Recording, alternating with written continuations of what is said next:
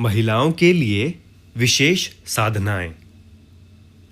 पुरुषों की भांति स्त्रियों को भी वेद माता गायत्री की साधना का अधिकार है। गतिहीन व्यवस्था को गतिशीलता में परिणत करने के लिए दो भिन्न जातियों के पारस्परिक आकर्षण करने वाले तत्वों की आवश्यकता होती है। ऋण या नेगेटिव और धन या पॉजिटिव शक्तियों के पारस्परिक आकर्षण विकर्षण द्वारा ही विद्युत गति का संचार होता है। परमाणु के इलेक्ट्रॉन और प्रोटॉन भाग पारस्परिक आदान प्रदान के कारण गतिशील होते हैं। शाश्वत चैतन्य को क्रियाशील बनाने के लिए सजीव सृष्टि को नर और मादा के दो रूपों में बांटा गया है, क्योंकि ऐसा विभाजन हुए बिना विश्व निचेष्ट अवस्था में ही पड़ा रहता है। रई और प्राण शक्ति का सम्मिलन ही तो चैतन्य है।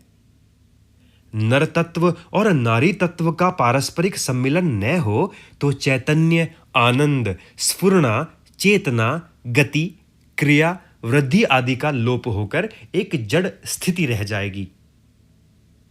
नर तत्व और नारी तत्व एक दूसरे के पूरक हैं। एक के बिना दूसरा अपूर्ण है।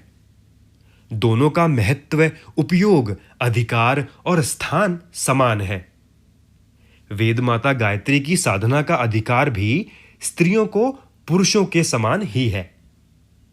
जो यह कहते हैं कि गायत्री वेद मंत्र होने से उसका अधिकार स्त्रियों को नहीं है, वे भारी भूल करते हैं। प्राचीन काल में स्त्रियां मंत्र दृष्टि रही हैं। वेद मंत्रों का उनके द्वारा अवतरण हुआ है। गायत्री स्वयं स्त्रीलिंग है, फिर उसके अधिकार न होने का कोई कारण नहीं। हां, जो अशिक्षित, हीनमती, अपवित्र स्त्री शूद्र हैं, वे स्वयमेव प्रवृत्ति नहीं रखती, न महत्व समझती हैं। इसीलिए वे अपनी निज की मानसिक अवस्था से ही अधिकार वंचित होती हैं। स्त्रियां भी पुरुषों की भांति गायत्री साधनाएं कर सकती हैं। जो साधनाएं इस पुस्तक में दी गई हैं, वे सभी उनके अधिकार क्षेत्र में हैं। परंतु देखा गया है कि सधवा स्त्रियां, जिन्हें घर के काम में विशेष रूप से व्यस्त रहना पड़ता है, अथवा जिनके छोटे-छोटे बच्चे हैं और वे उनके मल मूत्र के अधिक संपर्क में रहने के कारण उतनी स्वच्छता नहीं रख सकती, उनके लिए देर में पूरी हो सकने वाली साधनाएं कठिन हैं। वे संक्षिप्त पंचाक्षरी गायत्री मंत्र ओम भूर्भुवः स्वः से काम चला सकती हैं।